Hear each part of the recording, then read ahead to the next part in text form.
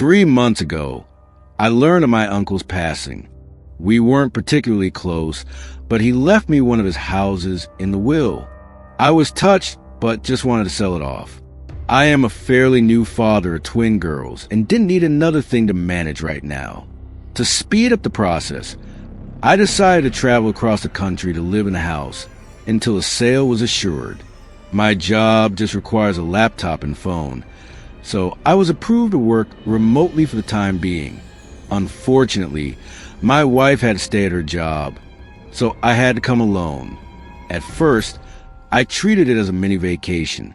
I had hoped it would only last a week, but the process was more involved than I thought. I had a realtor taking care of most things, but after a month, I'm still here. I noticed things going wrong right away. Stuff was never where I last placed it. I'd see shadows out corner of my eye. I've lost track of time constantly. I thought it was caused by stress, loneliness. Except for the few times a realtor came by with prospective buyers, the house was the quietest place I had ever been in. Before I completely lost my mind, the neighbor came by with a dog. She was an elderly woman who explained that she had been dog sitting while my uncle was in the hospital. Now that I was here, she thought I should take Buster, the golden retriever. I thought the neighbor might have been forgetful because she seemed to think my uncle had just passed last week. Either way, I fell in love with Buster, and his presence was exactly what I needed. I even thought it would be a tremendous present to bring home to my girls. I just hoped my wife would feel the same way. However, even the dog could tell something was wrong with the house. Buster accepted his new living arrangements pretty quickly, but would never willingly go upstairs. This was all right with me at the time. I thought it would make it easier to keep track of him. Then Buster disappeared. Literally, 1 second, he was standing right behind me as I was opening the treat jar to give him a snack. My eyes left him for just a moment to put the jar back, and then he was gone. I ran through the whole house, calling his name. The kitchen was connected to the living room, and on the other end of that was the master bedroom and study. The other end of the kitchen led to a dining room which was connected to the entrance hall that also led into the living room and stairs to the second floor. After walking upstairs, you had a choice of right or left along the balcony that overlooked the living room on one side and entrance on the other. Going left led immediately to a guest room and game room. Going right led to 2 more guest rooms and a bathroom at the end of the hall. I looked in every room and had to accept that somehow the dog made it outside, even though there was no doggy door and every door and window had been closed and locked. So I searched the surrounding neighborhood for another hour before giving up. I was thinking about making flyers when I opened the front door and heard Buster scrambling towards me from the kitchen. I was ecstatic, of course, but I just couldn't wrap my head around how I could have missed him. I let Buster sleep in the bed with me that night. In hindsight, it was a huge mistake, but it made me feel better at the time. Things picked up at work, though, and I soon forgot about all the strangeness surrounding this house.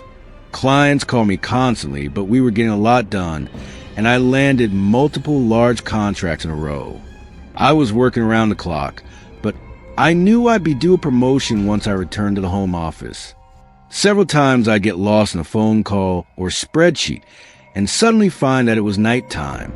I'd be so absorbed with work that I would block out Buster whining for food or to go outside. I started to set alarms to keep track, but I had too many important clients to slow down. I was on top of the world, but my health was starting to suffer. I forget to eat and even sleep sometimes. There was always something else to do or someone to talk to. I even got better at taking care of Buster. Better than I was taking care of myself, at least. Then my good mood ended with a bang. Literally. Buster was whining behind me as I finished another spreadsheet. Then we both heard a door slam upstairs. For the first time since I brought him inside, Buster ran upstairs by himself.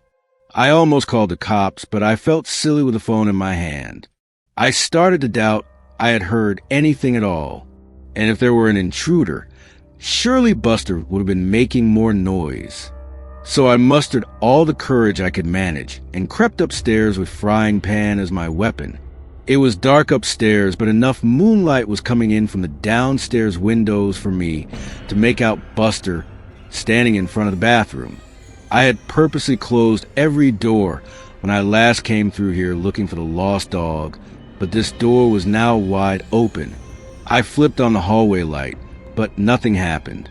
With no better ideas, I raised my frying pan high and walked slowly to the bathroom. There was no window in here, so it was pure darkness inside. I was terrified. Bizarrely, Buster just looked frozen. His tail stood straight up, and he just stood there pointed towards the door. I tried to take it as a good sign that he still wasn't barking. That's what finally got me through the threshold and into the bathroom. The whole time my eyes had been getting used to the darkness, and the bathroom was too small for there to have been anyone there without me noticing. I started to relax when I took a step forward into something sticky. I suddenly realized that I had my cell phone in my pocket. I pulled it out and turned it on to cast some light on the floor. I immediately dropped it at the sight of the bright red liquid that surrounded my feet. I fled the upstairs, and this triggered Buster to follow. This time I had no trouble calling the police. Thankfully, there was already a patrol car nearby, so 2 officers arrived within a couple of minutes. Their powerful flashlights cut through the darkness like knives, but they soon found nothing was wrong with the upstairs lights.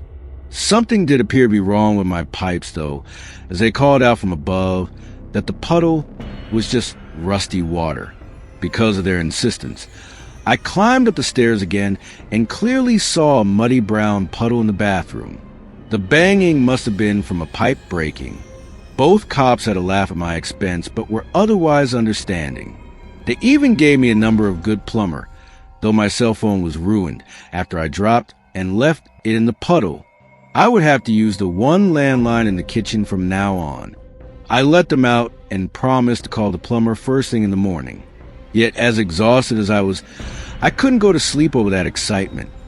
So I stayed up to draft some more important documents for my company. Before I knew it, Buster had made another mess in the living room.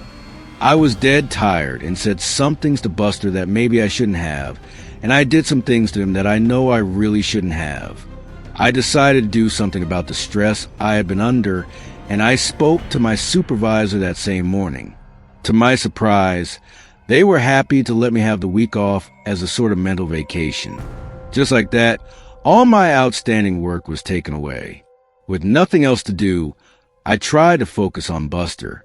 I played games with him and fed him a bunch of treats to make up for my earlier neglect.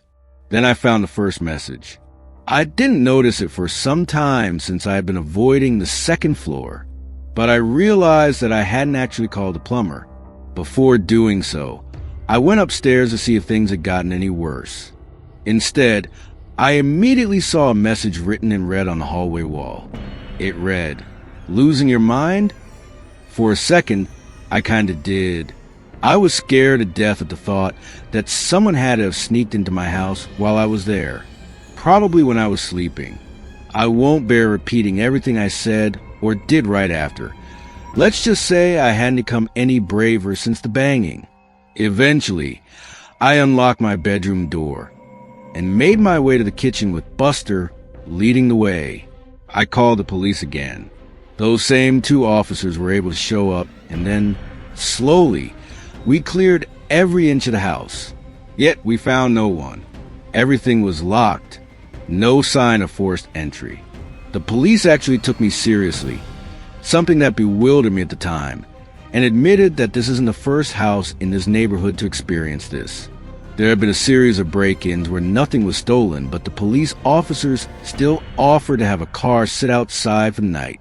Even though I took them up on this, I soon realized that I'd never get to sleep tonight in this house. So I called my only friend in town, and really in the whole state, an old college roommate who coincidentally lived 30 minutes away. He offered to pick me and Buster up in a few hours, so I busied myself with packing up my suitcase.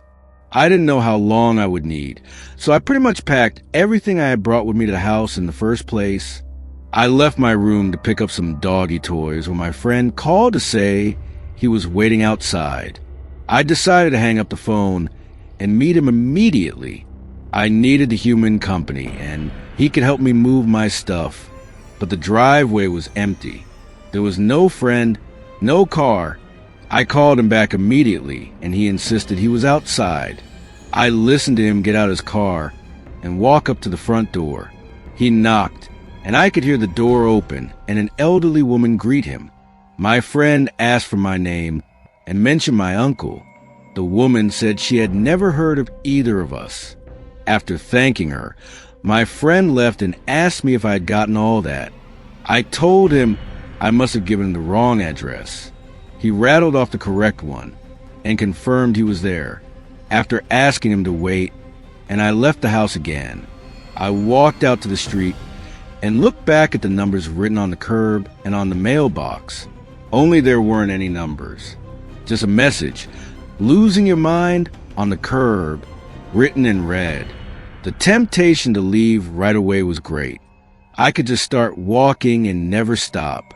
But I had to get my stuff and, more importantly, Buster, so I entered the house one last time. When I came back to the room, my suitcase was empty.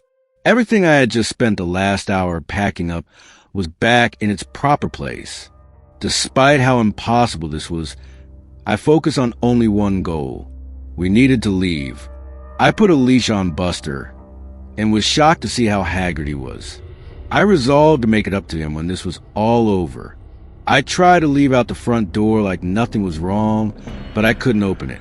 The knob turned freely, but the deadbolt wouldn't slide back.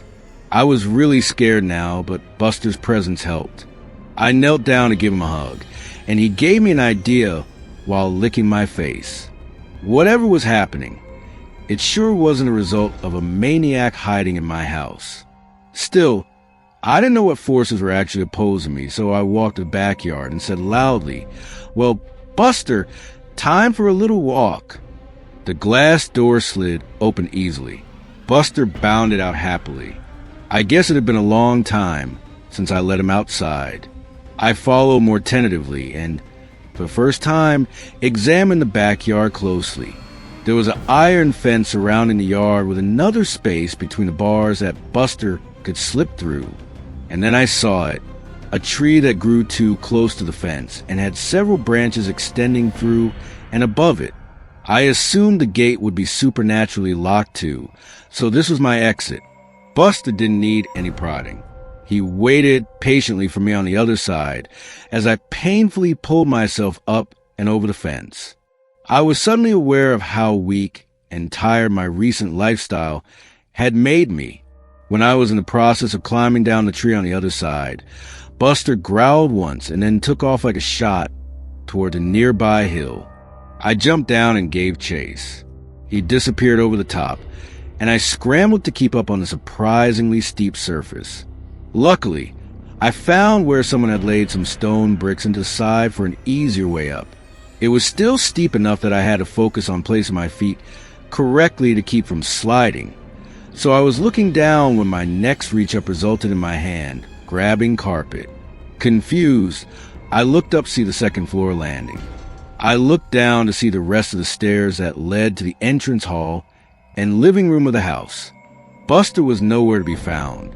Demoralized and dead tired, I crawled the final steps and just sat on the landing for a while, occasionally calling for Buster. Eventually, the kitchen phone rang. Whatever ghosts were messing with me, I realized they couldn't stop outside forces from helping. I tumbled down the stairs in my haste and landed hard on the cold tiles below. But I was only dazed for a second and soon was in the kitchen with the phone in my hand. My wife's warm voice filled me with hope. She was concerned that she hadn't heard from me in a while. I couldn't recall the last time I had even tried. She was trying to tell me that my work hadn't heard from me in a week, while I tried to tell her to call the police. Her words gave me pause, though. I asked, "What do you mean?" I was given the week off. "Dear, I thought you were supposed to continue working as soon as you got there.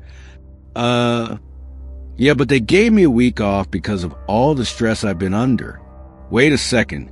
How long have I been out here? Honey, you've been gone almost 9 days now. My stomach sunk, but I didn't hesitate to say, listen, you need to call the cops. Something is wrong. I think I'm having a medical emergency. I had just been trying to come up with an excuse to limit the amount of follow-up questions, but I ended up realizing that this was actually the most likely explanation. Maybe I was just suffering from a gas leak or a brain tumor. Ironically, either of those options seemed preferable than living in a haunted house. My wife asked, "Baby, what's wrong? Are you okay?" I thought I saw a shadow move out of the corner of my eye as I answered, "Yes, I'm okay. But no, I need help. There's something wrong about this house." "You aren't making any sense." "Just listen to me. Call the police and tell them my uncle's name. Tell them to come to this house, and an ambulance might be needed. Please help me." "Please help you? Pretty please?" With a cherry on top. I stared at the phone in my hand as my wife's voice continued to come out of it. It sounded like her, but in a mocking tone I've never actually heard from her before. She said, "Does your tummy hurt? When's the last time you ate? I wonder what Buster tastes like." I slammed the phone down, but whatever was on the other side was right. My stomach was hurting. I couldn't remember the last time I had eaten. On cue, I heard Buster whining from upstairs.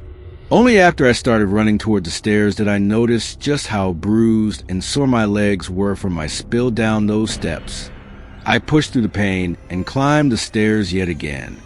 Buster was back in front of the bathroom, lying on his side and looking thinner than I had ever seen him. "Losing your mind" was written all over the hallway now, including on the ceiling and floor. I no longer had any doubt the messages were written in blood. Some of them were still dripping. I walked over and picked up Buster, while a banging started at my front door.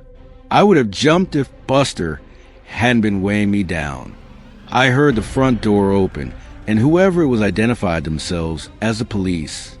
I even recognized the voice as belonging to one of the officers who had visited previously. Why can't I remember his name? After calling out that I was upstairs, I turned with Buster and found the hallway stretched before me, many times its original length. Despite how thin he looked, Buster felt heavier than ever. I knew this was all just some sort of trick to not get me in touch with the police officer. I thought I must have really been talking to my wife. She had to have come through with calling the police, and the ghost just distorted the end of the call. So I started my trek back to the stairs and shuffled my feet as fast as I could, yelling all the way.